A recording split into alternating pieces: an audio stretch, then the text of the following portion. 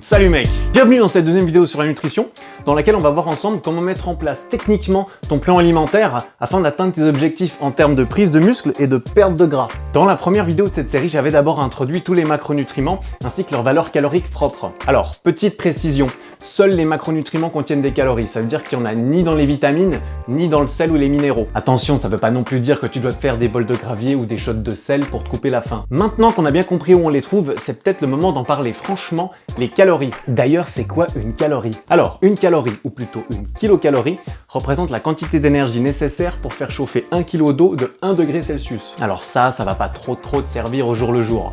Mais tu pourras toujours le ressortir en soirée pour impressionner tes potes. Ce qui va nous intéresser au bout du compte pour influencer ton poids, c'est deux choses. La quantité de calories que tu dépenses chaque jour et la quantité de calories que tu manges chaque jour. Peu importe ce que le frère balèze de ton pote t'a raconté ou ce que tu as pu lire quelque part dans la jungle amazonienne du fitness sur internet, ce qui est sûr c'est que les calories ça compte. Et c'est ces deux totaux l'un vis-à-vis de l'autre qui vont déterminer si tu vas prendre ou perdre du poids. C'est pas pour rien que toutes les études sérieuses menées depuis des décennies ont toujours pu relier une perte de poids à un déficit calorique et inversement. Donc peu importe que tu décides de manger paléo, vegan, kétogénique, sans gluten, de manger que du fast-food ou bien au contraire, attention, de manger que des aliments sains, que ça va changer quelque chose, tu vois. Ta balance, elle s'en fout de ta religion. Elle va juste regarder le nombre de calories que tu as mangé et les comparer au nombre de calories que tu as brûlées. Attention, là je parle bien de ton poids total, hein. Ça implique pas forcément une bonne ou une mauvaise nouvelle quand il monte ou il descend. Ça va dépendre de si tu as gagné ou perdu de la graisse ou du muscle. Pour le même poids, une personne peut avoir deux looks très différents, tu vois. Ça va dépendre de sa composition corporelle, c'est-à-dire son total de masse sèche et son total de masse grasse. C'est ensuite en répartissant correctement les calories que tu manges et en t'entraînant efficacement que tu vas pouvoir modifier ta composition. Maintenant que ça c'est clair, regardons ces deux catégories de plus près. Premièrement, les calories dépensées. C'est la première chose que tu vas vouloir estimer avant de fixer le total que tu vas manger en fonction de ton objectif du moment. Elle se décompose en trois sources principales. Tout d'abord, ton métabolisme de base. Ça, c'est la quantité d'énergie qui t'est nécessaire pour survivre si jamais tu décidais de rester allongé à rien faire toute la journée. Pour l'estimer, on peut utiliser la formule couramment utilisée de Catch-McArdle. Attention, c'est du sérieux. Pour ce faire, tu as juste besoin de ta masse sèche, que tu obtiens en soustrayant ton gras de ton poids total. Alors, je te pose de quoi estimer ton taux de graisse, mais t'inquiète, on n'est pas au pourcent près de précision non plus. Si jamais c'est pas clair, je te fais le calcul pour moi. J'ai pris un peu de poids dernièrement. Je sais même pas vraiment comment ça se fait d'ailleurs. Mais là, je fais à peu près 87 kg et j'estime mon taux de graisse à environ 11 ou 12%. Tu mets ça dans la formule et ça me donne une estimation de mon métabolisme de base de 2023 calories. Deuxième source de dépenses énergétiques, ton activité physique. On va la représenter par un multiplicateur pour ton métabolisme de base en fonction du temps que tu consacres chaque semaine aux activités sportives. Je te pose le détail ici et je te laisse faire ton calcul. Pour moi, ça serait plutôt 1,35, donc mon total de dépenses quotidiennes s'élève environ à 2730 calories, ce qui est d'ailleurs à peu près correct d'après mes expériences. Finalement, la thermogénèse, un joli mot qui correspond simplement à la quantité d'énergie dont ton corps a besoin pour digérer ta nourriture. Ça représente qu'une petite partie du total et elle est déjà inclue dans le calcul qu'on a fait. Donc au final, tu t'en fous un peu. Donc voilà, tu as désormais calculé ce que j'appelle ta maintenance. Mais attention, toutes ces formules et tous ces chiffres, c'est pas une science exacte, hein. Ça va juste te donner une première estimation sur laquelle te baser, que tu vas ensuite pouvoir tester dans les semaines à venir afin de la réajuster en cas de besoin. On passe maintenant à la deuxième catégorie, les calories entrées. On peut maintenant s'attaquer aux calories que tu manges tous les jours. Et la première chose à faire, c'est de déterminer ta consommation quotidienne en fonction de tes objectifs. Si tu cherches à prendre du muscle, je te conseille de viser 10% au-dessus de ta maintenance. Au contraire, si tu cherches plutôt à sécher et à perdre du gras, je te conseille de partir sur un déficit de 10 à 25%. Plus tu réduis, plus ça devient compliqué et plus tu as de chances d'avoir des effets secondaires assez désagréables comme avoir faim, avoir une baisse d'énergie, une baisse d'humeur, une baisse de libido. Enfin tu vois, ça dépend les gens, mais je te déconseille de passer sous les 25%. Une fois que tu as calculé le total de calories que tu vas manger tous les jours, on va maintenant le répartir dans les différents macronutriments de façon à optimiser tes résultats, ta performance et ton adhérence au programme. Alors je pourrais passer des heures à parler du pourquoi, du comment, de ce que je recommande, mais je vais plutôt aller droit aux conclusions, je vais nous économiser du temps à tous les deux et si jamais, je te laisse dans la description de la documentation afin que tu puisses t'informer un peu plus sur le sujet si ça t'intéresse. Tu vas commencer par déterminer tes protéines et ici 1,5 à 2,3 g par kilo de masse sèche sera optimal. Pour une sèche, plus ton déficit est agressif et plus tu es déjà sec, plus tu devrais manger de protéines histoire d'être sûr de pouvoir maintenir ton muscle. Honnêtement, d'après mon expérience, si tu tombes à peu près juste tous les jours sur les calories, sur les protéines, t'as déjà fait la grande majorité du boulot nécessaire et t'as pas besoin de te casser la tête beaucoup plus que ça à essayer d'être parfait sur le reste des macros. Alors bon, il te faut quand même un minimum de lipides pour rester en bonne santé et pour pas crever la dalle non-stop, et je te recommande aussi un peu de glucides histoire d'être performant pendant tes entraînements.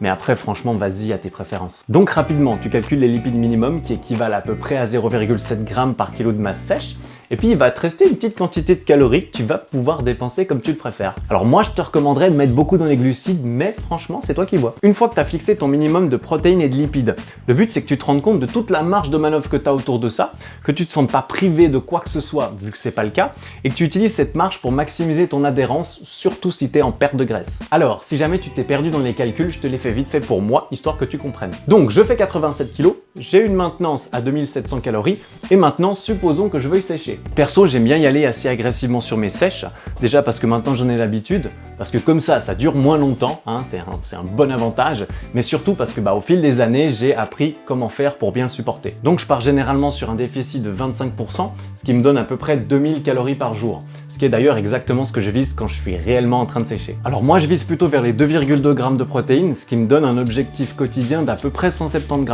Pour les lipides, avec 0,7, j'arrive à peu près 55 g par jour, ce qui me suffit tout à fait personnellement quand je sèche. Je peux donc balancer tout le reste dans les glucides, et pour trouver le nombre exact, il suffit de soustraire du total le nombre de calories des protéines et des lipides, de diviser par 4 afin d'arriver au résultat en grammes, environ 205. Du coup, en résumé, voilà un peu ce que ça me donne. Donc voilà, ça fait quand même pas mal de calculs, on n'est pas là pour faire des maths toute la journée, donc histoire de te prémâcher un peu le travail, et vu que je suis un mec plutôt sympa, tu trouveras dans la description un lien pour aller télécharger mon calculateur Excel macro et calories que j'utilise du coup moi-même personnellement. Comme ça, tu auras juste à entrer ton poids, ton taux de graisse, tes objectifs, et pouf, ça va calculer tes petits résultats rien que pour toi. Je te mets aussi en bonus mon petit calculateur automatique de calories et de macros avec ma base de données d'aliments perso, histoire que tu aies juste à entrer la quantité de chaque aliment que tu as mangé et que ça te fasse un petit calcul tout seul pour l'ensemble de tes macros de la journée. Si jamais tu n'as pas envie d'utiliser mon truc, il existe aussi des applications pour faire ça. D'ailleurs, n'hésite pas à modifier mon calculateur avec tes propres aliments ou à les rajouter. Pour ce faire, il suffit de regarder les macros derrière les emballages des trucs que tu manges. Par exemple, là, je te présente quelque chose que je mange absolument tous les jours, sans exception. Du côté cheese, tu regardes derrière et puis tu vois qu'il y a un super bon apport de protéines par rapport aux calories et par rapport au reste. Donc voilà, tout ce qu'on aime. En plus, c'est super bon. Pour conclure, si tu mesures à peu près correctement ce que tu manges, ça te permet de savoir le nombre de calories que tu mets dans ton corps tous les jours. À terme, ça te permettra de contrôler ta composition corporelle, notamment et surtout si ton entraînement à côté est bien structuré et bien suivi.